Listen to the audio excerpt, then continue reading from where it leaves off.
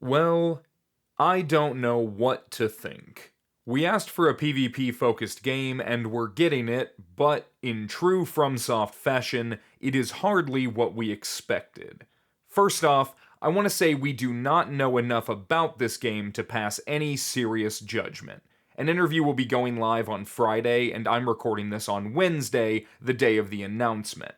I'll do a follow up video after the interview is up if warranted, so this one is solely about what we know in the immediate. Just my wild speculation to an announcement I was not expecting, so please take it for what it is. Duskbloods is going to be a PvPvE title exclusive to the Nintendo Switch 2. That's already a lot to take in. With that explicit framing, along with the game genre described on the website as multiplayer action, I think it's safe to assume we are not getting anything close to a traditional Souls experience, much in the same way Night Rain deviated from Elden Ring. The trailer isn't all that forthcoming about how the gameplay will function, so it's tough to say whether or not it'll be preset PvP matches or something more like invasions with players coming and going in a transient style. What feels almost certain to me, and what I fear most, is that there won't be any character creation and there won't be any real RPG elements. It's just one trailer, but I'm not seeing any customization on display whatsoever. Just what appears to be set characters with set weapons, like a fighting game. If that's the case, and it is too early to say that for certain, I will be deeply irritated. I don't really like fighting games for a handful of reasons, but a major one is that I want more control over my character. Not just how they play, but who they are. It's not the sort of thing that needs to be in every game, but it's a big reason why Souls games stand in such high regard for me. If the Duskbloods, awful name by the way, is really just playing as preset characters without progression, and again, I do not know that it is, it'd be bitter news. Part of why I'm so convinced, beyond the trailer showing off a bunch of presumably preset characters that seem to be under player control, is that the description for the game is suggesting players take on the role of the Duskbloods, who have transcended human strength through their special blood. Of course, every Souls game gives the player a unique position, but this one feels less broad.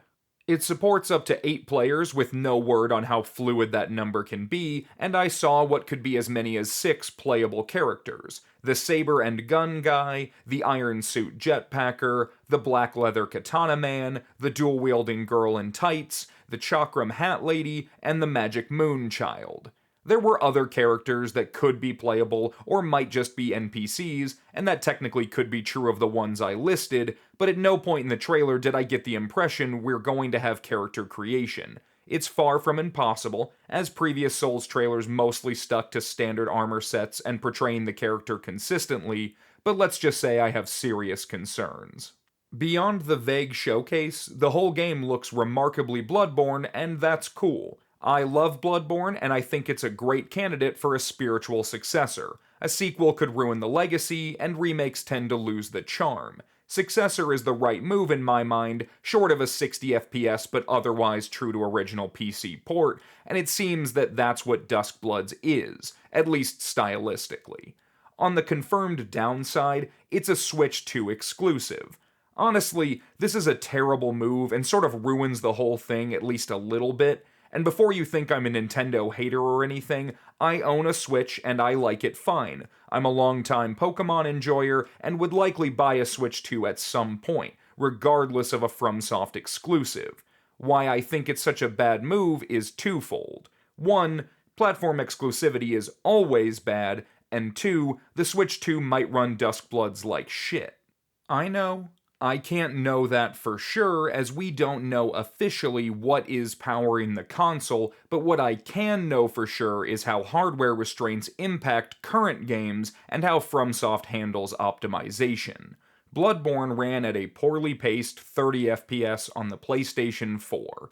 Elden Ring runs somewhere between 40 and 60 FPS on PS5, but is usually in the low 50s in my experience. Elden Ring runs 60 FPS on my PC and a soft 30 on my Steam Deck, with both having their hard dips not infrequently. The idea that the Switch 2 will be able to hold a consistent 60 FPS on a From Software 3D action game, even if the visuals might be lower detail than Elden Ring, is hard to believe.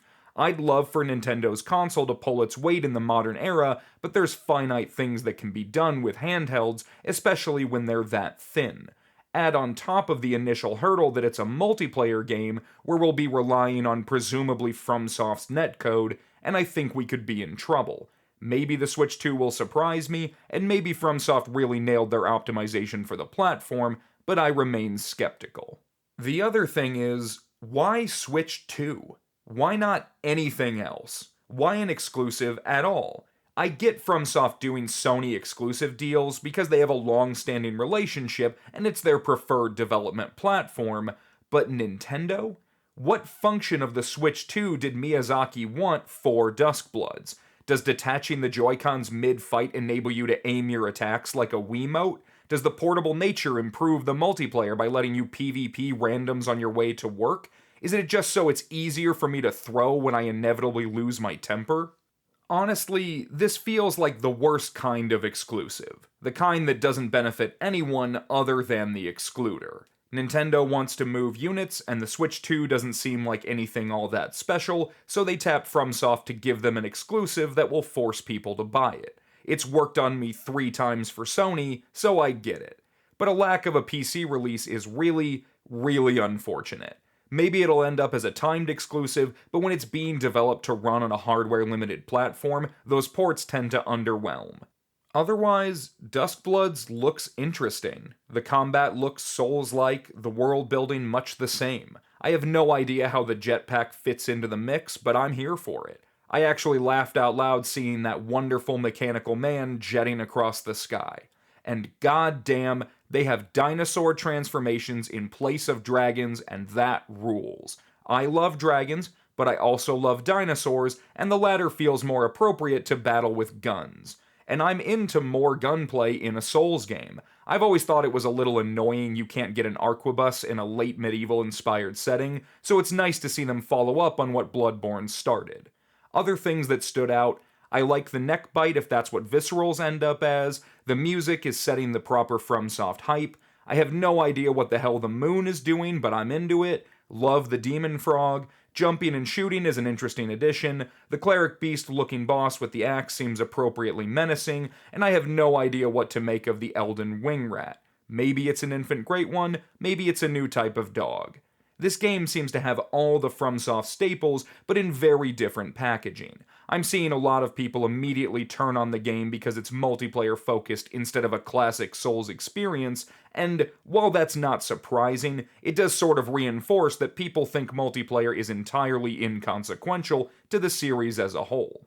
Obviously, I understand where they're coming from, it's sort of my whole thing to try and convince them otherwise, but I wish they'd be a little more open-minded. I'm relieved FromSoft isn't abandoning PvP wholesale, and excited to see what they can manage with it at the forefront.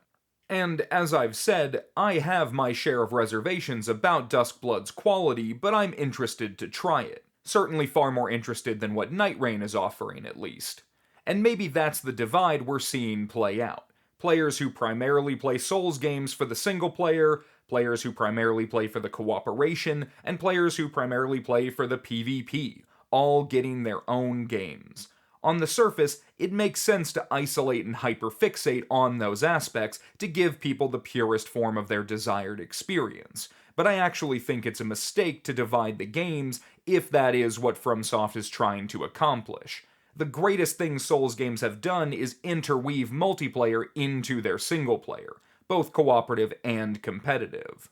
Invasions are amazing because you're fighting someone who is trying to do something else. Cooperation is great because you can take it or leave it at your leisure. And having a single player experience running through the whole thing means you can take any part of the game at whatever pace you'd like and really embrace it as an RPG on multiple levels. If they really want to divide the games into these fixed genres, that makes me worry for the future. What I'm hoping for is that they are using focused deployment spin-offs and side games to refine gameplay elements that can be worked into the main series. Duskbloods in no way seems like an Elden Ring successor, so whatever does come next as a true Souls game can benefit from these other projects.